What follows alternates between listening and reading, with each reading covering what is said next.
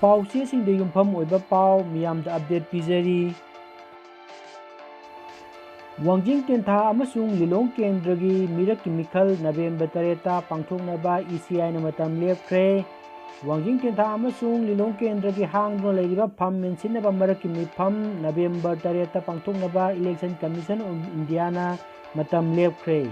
Election commission of ꯏꯟꯗꯤꯌꯥꯅ ꯉꯁꯤ ꯊꯣꯛꯈꯤꯕ ꯆꯤꯔꯣꯜ ꯑꯃꯗ ꯅꯨꯃꯤꯠ ꯑꯁꯤꯗ ꯕꯤꯍꯥꯔꯒꯤ ꯄꯥꯔꯂꯤꯌꯥꯃꯦꯟꯇꯔꯤ ꯀꯟꯁꯇꯤꯇ꯭ꯌꯨꯑꯦꯟꯁꯤ ꯑꯃ ꯌꯥꯎꯅ ꯇꯣꯉꯥꯟ-ꯇꯣꯉꯥꯟꯕ ꯁ꯭ꯇꯦꯠꯀꯤ ꯑꯦꯁꯦꯝꯕ꯭ꯂꯤ ꯀꯟꯁꯇꯤꯇ꯭ꯌꯨꯑꯦꯟꯁꯤ 53ꯀꯤ ꯃꯤꯈꯜ ꯄꯥꯡꯊꯣꯛꯀꯅꯤ꯫ ꯃꯤꯈꯜ ꯑꯁꯤꯒꯤ ꯅꯣꯇꯤꯐꯤꯀꯦꯁꯟ ꯑꯣꯛꯇꯣꯕꯔ 19ꯗ ꯊꯣꯛꯀꯅꯤ꯫ ꯅꯣꯃꯤꯅꯦꯁꯟ ꯇꯧꯕꯒꯤ ꯑꯔꯣꯏꯕ ꯃꯇꯝ ꯑꯣꯛꯇꯣꯕꯔ 20 ꯑꯣꯏꯒꯅꯤ꯫ ꯁ꯭ꯀ꯭ꯔꯨꯇꯤꯅꯤꯅ ꯑꯣꯛꯇꯣꯕꯔ 19ꯗ ꯇꯧꯒꯅꯤ꯫ ꯃꯤꯔꯦꯞꯆꯦ ꯂꯧꯊꯣꯛꯄꯒꯤ ꯑꯔꯣꯏꯕ ꯅꯨꯃꯤꯠ ꯑꯣꯛꯇꯣꯕꯔ 19 ꯑꯣꯏꯒꯅꯤ꯫ ꯃꯤꯈꯜ ꯑꯁꯤ ꯅꯕꯦꯝꯕꯔ 7ꯇ ꯄꯥꯡꯊꯣꯛꯂꯒ ꯚꯣꯠ ꯃꯁꯤꯡ ꯊꯤꯕꯅ ꯅꯕꯦꯝꯕꯔ 10ꯗ ꯊꯤꯒꯅꯤ ꯍꯥꯏꯔꯤ꯫ ꯈꯨꯔꯥꯏ ꯀꯣꯡꯈꯥꯝ ꯂꯩꯀꯥꯏꯗ ꯌꯨꯝ ꯑꯃꯗꯤ ꯗꯨꯀꯥꯟ ꯁꯤꯗꯣꯛꯄ ꯂꯦꯞꯇ꯭ꯔꯕꯗꯤ ꯈꯨꯔꯥꯏ ꯀꯦꯟꯗ꯭ꯔꯒꯤ MLA ꯕꯣꯏꯀꯣꯠ ꯇꯧꯒꯅꯤ ꯕꯣꯔꯀꯩꯅ꯫ ꯈꯨꯔꯥꯏ ꯀꯣꯡꯈꯥꯝ ꯂꯩꯀꯥꯏꯒꯤ ꯂꯩꯉꯥꯛꯀꯤ ꯂꯝꯗ ꯅꯤꯌꯝ ꯀꯥꯏꯅ ꯁꯥꯖꯤꯜꯂꯤꯕ ꯌꯨꯝ ꯑꯃꯗꯤ ꯗꯨꯀꯥꯟꯁꯤꯡ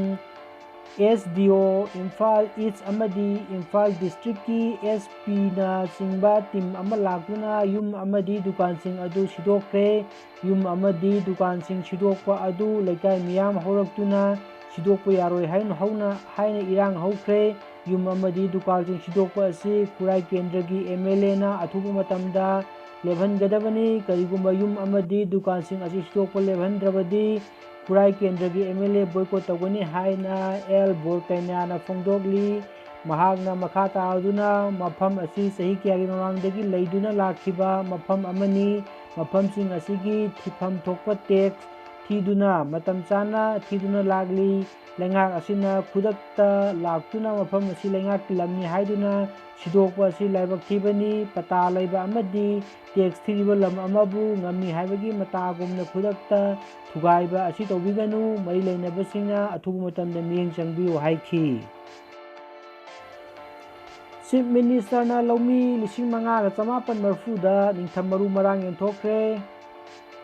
Mission for Integrated Development of Horticulture ki makhada ngasi Khongampata laiba Horticulture Farm Training Hall da pangthokpa thoidokpa thoram amada Laumi 5,940 lau lokpa loiraga ningtham maru marang sing thanaba Chief Minister amadi mahaki council na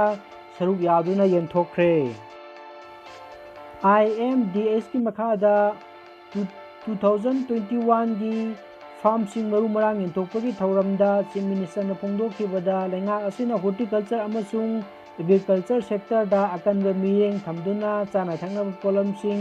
mipan tangdanaba kanna honari. Matam khargi mamangda horticulture gi pothok sing mapanda thadokpa hore akhanaba pothok khara puthoknaba tongan-tonganba committee semduna makhoigi report lakpa hore. Ngasi laumi singna thabak kanna subadagi oiraklibani masida lengangna oithokpa yaba mating pangnaba lei haiki. Chief Minister na makha taruna puragliba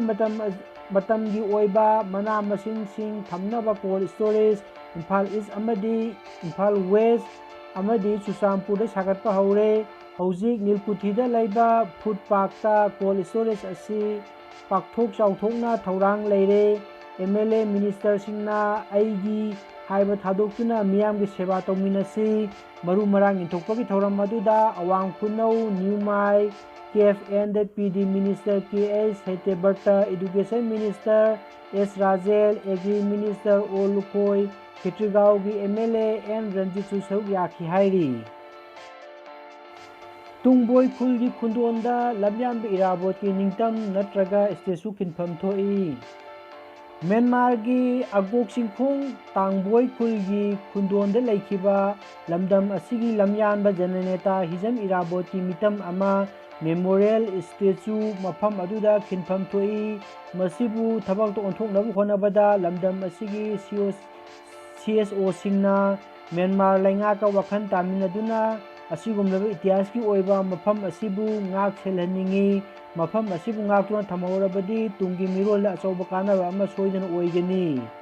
Wafam asi ngasi Ningol Club hairokna sinduna club asigi mayang sanglen hairokta pangthokkiba irabot amasung ngasigi khunai haiba wakhalonda lamyanba irabot ningsing thauramgi guest of honor oikhiba patriotic writer forum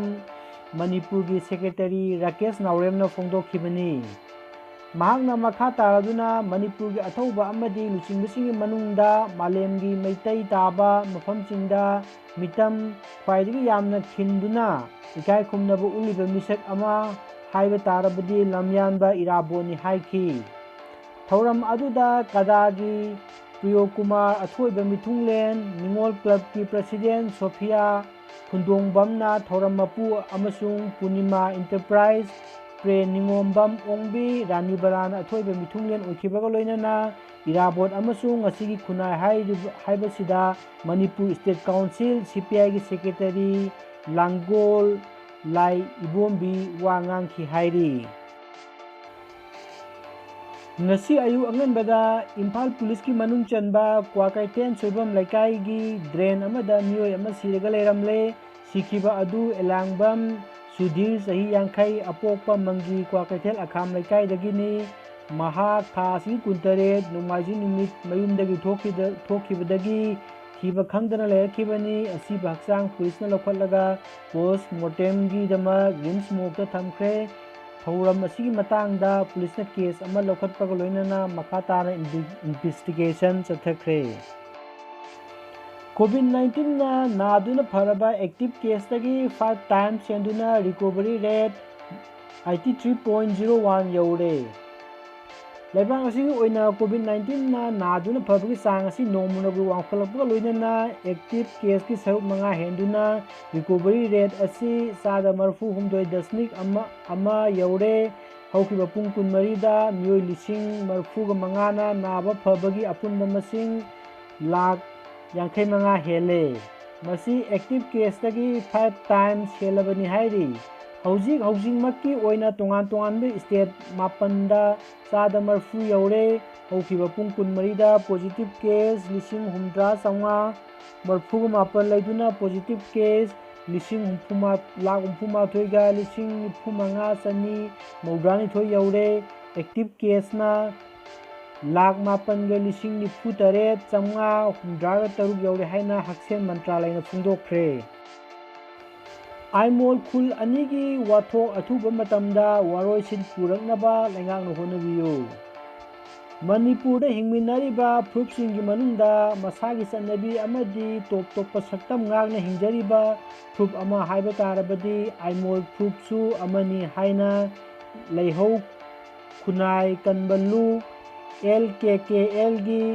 mass media secretary Khetrimayum Romesna thadokpa cherol amana hairi cherol asina makha taraduna khanghaudana haukiba chaichat kunga tarukki numindang waram Teknopal district ki manung chana lairiba masi police station ki manungda laiba khul ani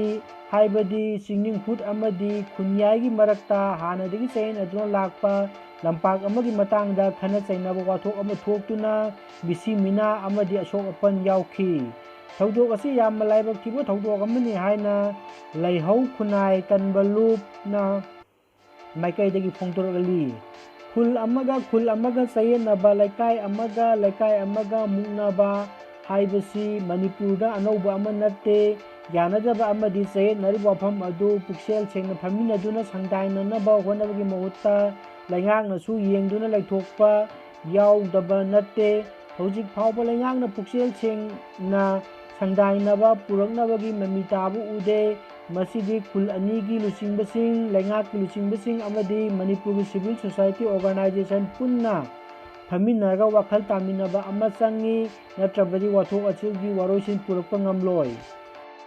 wathok ama hek thokpaga yamna nganna athuba matamda lucinbagi hainabi thamlabadi pamdaba thodok thokpagi chang yamna hanthagani pamdaba thodok haibasi kuitharaglaba isu khaktada oigalli manipurgi tongan lupsingna thamlakhiba wafamsingdagi khangba ngamba wafamdi thodok asigi marumda political gi achauba khut ama yaurabra haibasini adu oiramba tarabadi yamna laibak thiba tukachaningai oiba thodok amani haina LKKL na laujai aigi migi haiba ꯑꯈꯨꯕ ꯄꯣꯂꯤꯇꯤꯀꯦꯜꯒꯤ ꯃꯔꯨꯝꯗ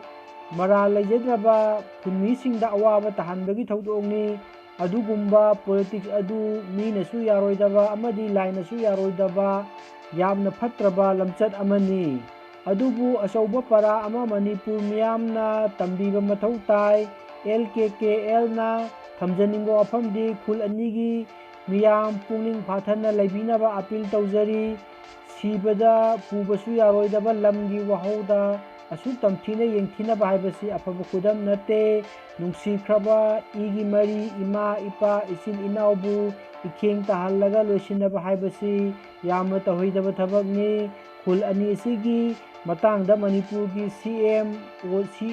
CSOꯁꯤꯡꯅ ꯄꯨꯟꯅ ꯍꯣꯠꯅꯃꯤꯟꯅꯗꯨꯅ ꯁꯪꯗꯥꯏꯅꯕ ꯄꯨꯔꯛꯅꯕ ꯍꯣꯠꯅꯕꯗ ꯊꯧꯗꯥꯡ ꯂꯧꯃꯤꯟꯅꯁꯤ꯫ ꯄꯥꯜꯂꯤꯕ ꯂꯩꯉꯥꯛ ꯑꯁꯤꯅꯁꯨ ꯈ꯭ꯋꯥꯏꯗꯒꯤ ꯃꯔꯨꯑꯣꯏꯕ ꯇꯉꯥꯏꯐꯗꯕ ꯑꯍꯥꯟꯕ ꯄꯥꯏꯈꯠꯀꯗꯕ ꯊꯕꯛꯅꯤ ꯍꯥꯏꯅ ꯈꯟꯕꯤꯗꯨꯅ ꯊꯧꯗꯣꯛ ꯑꯁꯤꯒꯤ ꯋꯥꯔꯣꯏꯁꯤꯟ ꯄꯨꯔꯛꯅꯕ ꯍꯣꯠꯅꯕꯤꯌꯨ ꯍꯥꯏꯅ ꯐꯣꯡꯗꯣꯛꯂꯤ꯫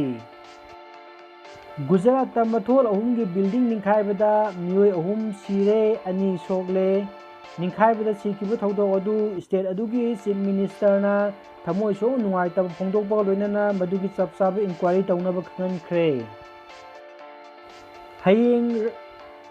ꯁꯦꯞꯇꯦꯝꯕꯔꯒꯤ ꯇꯥꯡ 30ꯒꯤ ꯔꯥꯁꯤꯐꯣꯜ: ꯃꯦꯁ ꯑꯐꯕ ꯐꯠꯇꯕ ꯌꯥꯅꯩ, ꯕ꯭ꯔꯤꯖ ꯑꯐꯕ ꯑꯣꯏ, ꯃꯤꯊꯨꯟ ꯑꯐꯕ ꯐꯠꯇꯕ ꯌꯥꯅꯩ, ꯀꯔꯀꯠ ꯑꯐꯕ ꯑꯣꯏ, ꯁꯤꯡꯍ ꯎꯡꯕ ꯆꯔꯥꯡꯅꯕ ꯋꯥꯈꯜ ꯊꯣꯛꯇꯕ ꯄꯣꯊꯥꯐꯝ ꯈꯪꯗꯦ, ꯀꯩꯅ꯭ꯌ ꯑꯐꯕ ꯑꯣꯏꯗꯦ ꯆꯔꯥꯡꯅꯩ, ꯇꯨꯂꯥ ꯑꯐꯕ ꯑꯣꯏ, ꯕ꯭ꯔꯤꯖ ꯑꯃꯥꯡ ꯑꯇꯥ ꯑꯋꯥꯕ ꯑꯁꯣꯛ ꯑꯄꯟ ꯗꯥꯎ ꯌꯥꯗꯦ, ꯙꯅꯨ ꯑꯐꯕ ꯑꯣꯏ, ꯃꯀꯔ ꯏꯪ ꯇꯞꯄꯤ ꯗꯁꯥ ꯐꯩ ꯄꯣꯊꯥꯕ ꯌꯥꯏ, ꯀꯨꯝꯚ ꯆꯔꯥꯡꯅꯩ ꯀꯌꯥ ꯐꯕ ꯌꯧꯗꯦ, ꯃꯤꯅꯥ ꯑꯐꯕ ꯑꯣꯏ꯫ ꯉꯁꯤꯒꯤꯗꯤ ꯃꯇꯥꯡ ꯑꯁꯤꯗ ꯄꯥꯎꯆꯦꯁꯤꯡꯗ ꯌꯨꯝꯐꯝ ꯑꯣꯏꯕ ꯄꯥꯎ ꯄꯤꯖꯕ ꯂꯣꯏꯖꯔꯦ꯫ ꯌꯦꯡꯕꯤꯔꯤꯕ ꯃꯤꯄꯨꯝ ꯈꯨꯗꯤꯡꯃꯛꯄꯨ ꯊꯥꯒꯠꯄ ꯐꯣꯡꯗꯣꯛꯆꯔꯤ ꯑꯃꯗꯤ ꯄꯥꯎ ꯑꯁꯤꯅ ꯑꯗꯣꯝꯗ ꯀꯥꯟꯅꯕ ꯑꯣꯏꯕꯤꯔꯕꯗꯤ ꯆꯦꯅꯦꯜ ꯑꯁꯤꯕꯨ ꯁꯕꯁꯀ꯭ꯔꯥꯏꯕ, ꯂꯥꯏꯛ ꯑꯃꯗꯤ ꯁꯦꯌꯔ ꯇꯧꯕꯤꯌꯨ꯫